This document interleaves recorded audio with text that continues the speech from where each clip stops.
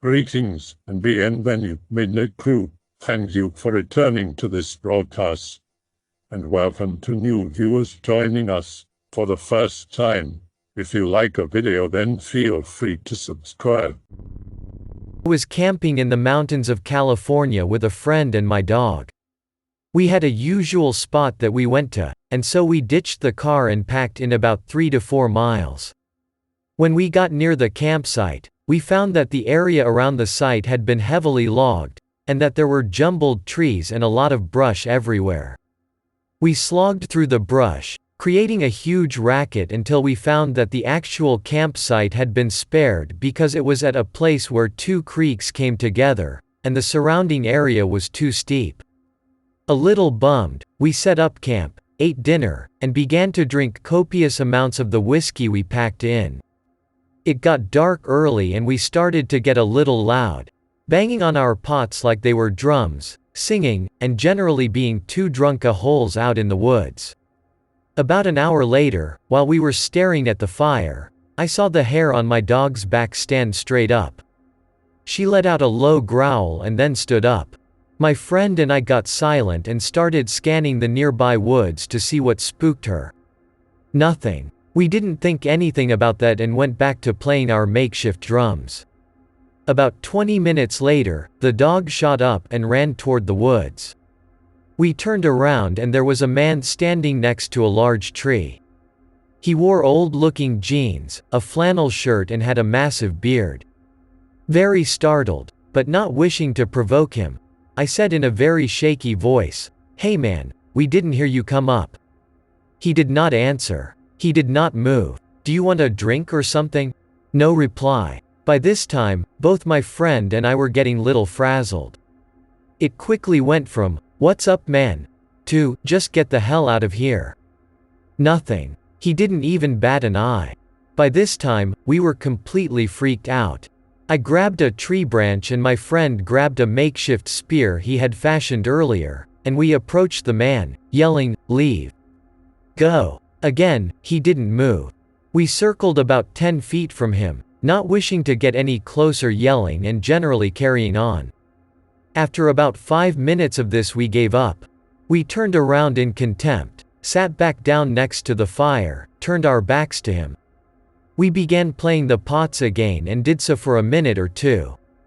The dog was still behind us, strategically putting herself between the man and us. After a short period, we turned around to look. The man had vanished, and the dog was contently laying down on the ground. Needless to say, that was a sleepless night. I spent the night clutching my knife and listening for any sound outside the tent. My friend held onto his .22 rifle and did the same. In the morning we got up and searched the perimeter for any signs. There were no footprints. There were no broken branches. And we both remembered that there was no way the guy could have approached our campsite without making a huge racket because the brush. He both looked at each other and I clearly remember the hair standing up on the back of my neck. Not wishing to stick around for another night, we packed out that morning, got into the car, and drove 30 miles to another campsite. We couldn't just go home, that was 9 hours away in Arizona. After a short 3-night stay at the new campsite, we headed back into the nearest town to gas up and eat a greasy breakfast before the long drive home. I happened to glance at the local paper in the convenience store. That night, not 3 miles from the place where we saw the man, another camper had been murdered in his tent. Now, I don't know what we saw that night. I don't know if it was the murderer, the ghost of the murdered camper, or something completely unrelated, but I can tell you it was the weirdest, most surreal experience of my life, and something I still think about to this day every time I sit around a campfire. When I was 18, some friends, Doug, David, and Brett, and I went out on Halloween to a party. At the party we found out Brett was really afraid of cemeteries. I happened to know one on the way home very well because my brother is buried there. So it's like 2 a.m. and we're riding home and I pull into the cemetery. Doug and David knew the plan, just to screw with Brett. I make the deal with him that all 4 of us are going to walk around the mausoleum once, then we can go. He hates it but knows I won't drive otherwise. Halfway around the building it gets really cold suddenly and smells of burning plants. That's the best I can describe it. Brett visibly starts freaking out. There's a deep-throated chuckle and literally out of nowhere 3 people appear. I figure this is just some other teens having Halloween fun, so I smile and say, "So, come here often," and they all laugh. Doug, my best friend at the time and someone I could communicate with at a glance, gives me a very "let's get the fuck out now" look. The strangers exchange a look and get closer. It's one guy, long hair, black clothes that appear to be a suit, and 2 women. One pretty husky and goth looking. This was when goth was the rage, so yeah, I'm a little older, and the other very pale but blonde hair and average clothes. The females seemed more normal, but I couldn't focus my eyes on the guy. Chalked it up to the darkness.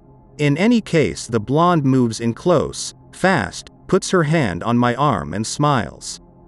There's idle chit-chat, mostly awkward as my friends lose their cool. The guy pulls out a mason jar and drinks.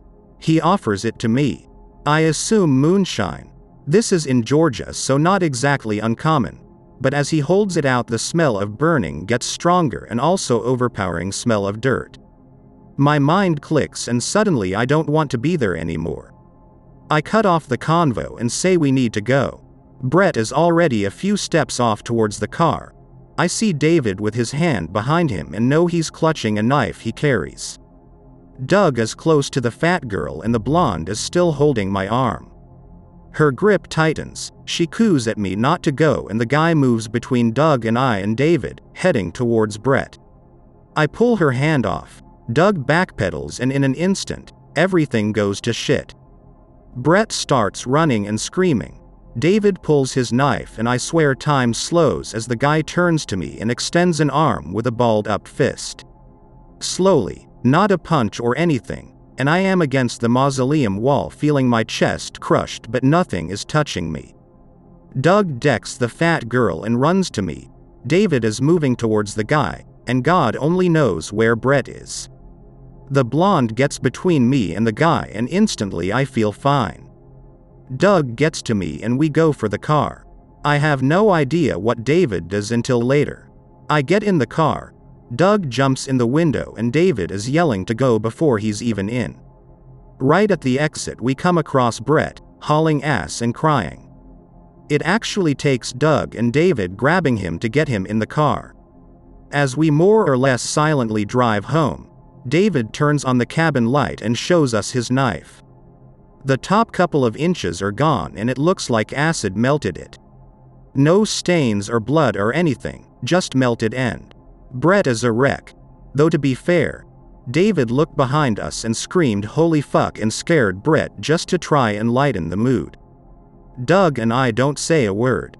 I have no idea what happened, and it may seem mild to read, but trust me, it was nope-worthy. But the nopest part was a couple of days later. Doug and I are at a bookstore and we hear giggling. A lot of it. I see a couple of girls duck around the corner, and just as I'm mentioning it to Doug, we both clearly hear. "So, you come here often?" We noped like a couple of little girls and bolted. Never going to a cemetery again. I live in rural Pennsylvania in a large, old house with my wife.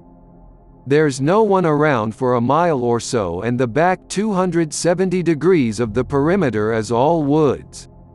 The house has 2 stories and a basement. The basement has all my workout stuff, the big screen, my PC, etc., so I spend most of my time down there. The house has a ton of windows. Literally every room in the house has at least 2 large windows. Every time I walk past the windows at night, I'm always afraid of seeing someone peer in. My wife has mentioned to me several times about paranormal things she has experienced in the house, but I just tell her to forget about them. I don't dare tell her I experience the same things in case I scare her. The scariest, strangest moment we've experienced together happened in our basement at night about a month ago. We were sitting next to each other on the couch in the picture. I was sitting reading a book, one of the Codex Alera, on the couch facing the camera in the above image, and my wife was laying down next to me playing Torchlight on our gaming laptop. I had a hard day at work. I work for the local police department as a liaison from the DIA, and I was close to finishing my book, so I was burning through it. My wife, hating to be ignored, closed the laptop and climbed on top of me. She took her t-shirt off and started grinding me in her bra and underwear. After a moment or so, her eyes glanced past me for a split second before returning to rest on me. I didn't notice because I was distracted at the time. This went on for several minutes, and after a while I started to get confused why my girlfriend wasn't proceeding. I assumed that she wanted me to take the initiative, so I reached both my hands behind her back to unclasp her bra. As soon as I was about to undo it, she whispered for me to stop through her grinning teeth. Naturally, I was confused and slightly angered, so I asked, "Why the hell not?" Because there's a man looking in through the window. She replied. After mulling this over for all of 1 second, I yelled, "What?" Turned around and looked at the window. At the window in the door in the above image, I could clearly see the somber face of a middle-aged man. His eyes were on me as he lifted a hand into view, extended his index finger and waved it side to side. Immediately I was flooded with fear and a complete sense of dread, but that was replaced quickly by adrenaline and anger at the thought of my privacy being violated. I knocked my wife to the ground unceremoniously as I jumped and hoisted myself over the couch. In 2 quick strides, I met the door and threw it open with all the force I could muster. To my complete surprise, there was no one there. The leaves on the ground where the man would have been standing were complete undisturbed, as were the leaves surrounding those that would have been tossed aside if he sprinted away. All I heard was complete silence, which would have been impossible if anyone would have moved through the leaves. I came back inside, and my wife was hiding behind the couch, staring over top of it at me. After I helped calm her down, I asked her what she saw. She told me that soon after she climbed on top of me, she noticed movement outside. She was stricken with fear as she saw a man standing by the back door. She felt all the strength leave her body, but something inside her told her not to look at that person. She said instinctively her whole being told her to ignore it, like she wasn't meant to see it. However, occasionally she would sneak a glance at the man, and he always had a sad, somber, yet intense expression. At first, she thought it was her imagination or a reflection or something. Despite it being absolutely clear, it was only when he silently coughed into his fist that she realized that it wasn't something simple. Me reaching behind her back broke her trance she was in and gave her the strength to tell me he was there. Next, she said that after I jumped over the couch, she saw the man glide inhumanly to the left before I reached the door. Because of the way he slid, she expected to see him walk by the window to the left, in the picture in the original post. Her fear was replaced by confusion when he didn't appear.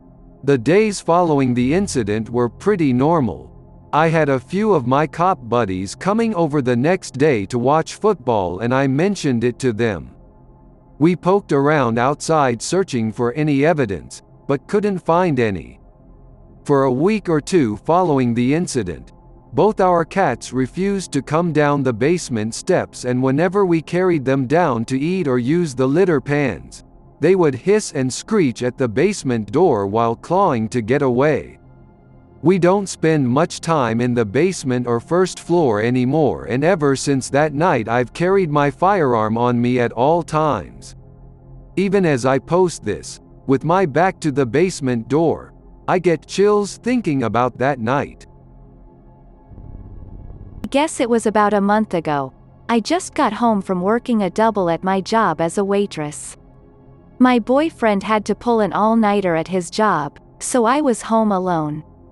I was watching some TV, trying to relax and wind down from the day when someone just starts pounding on my front door. I can remember being very thrown off. It was pretty late and a random Tuesday night. I looked through the peephole to see two kids standing in front of my house.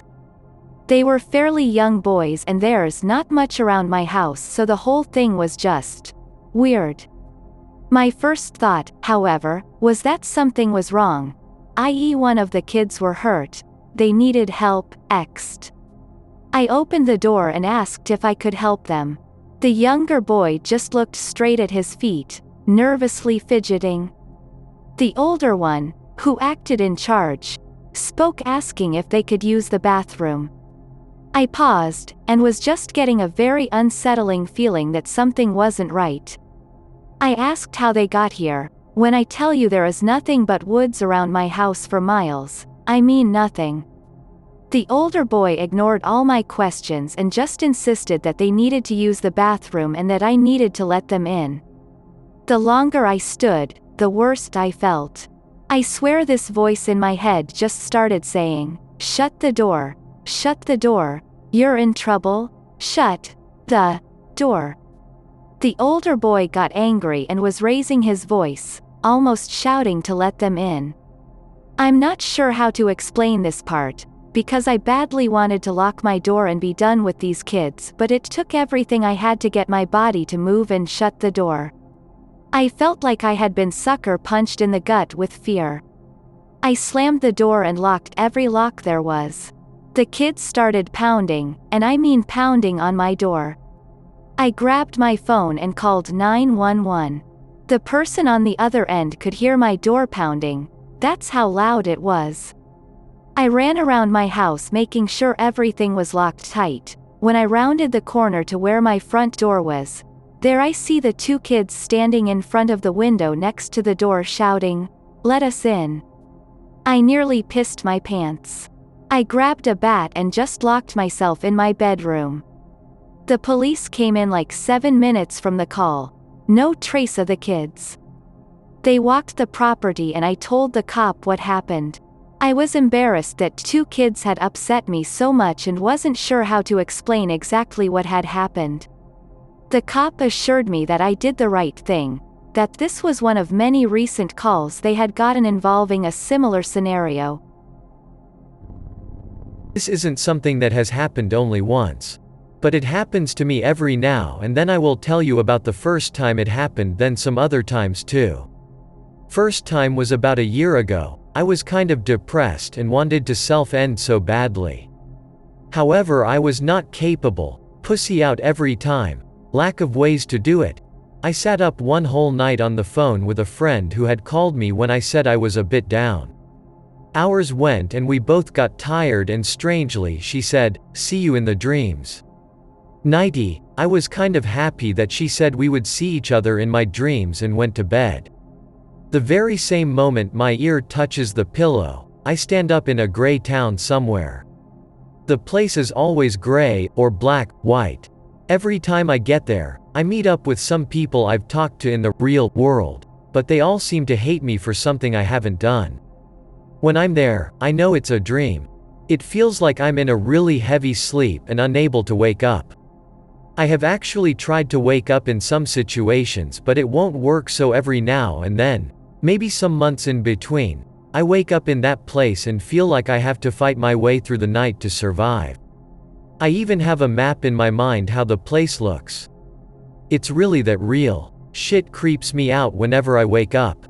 I'm so happy to be alive and in a real world when it's early morning. Suddenly I feel great with no problems whatsoever. The first time it happened I shat my pants because I really thought that I was kidnapped to some weird town somewhere. But I soon felt that it wasn't real. I can't describe the feeling, but it was an odd feeling that everything was out of place. I walked along the streets trying to find anything, a phone to call home with, some people to ask for directions, police to ask for help. Anything. I only met some people I recognized, which felt really weird. Why would I recognize someone here?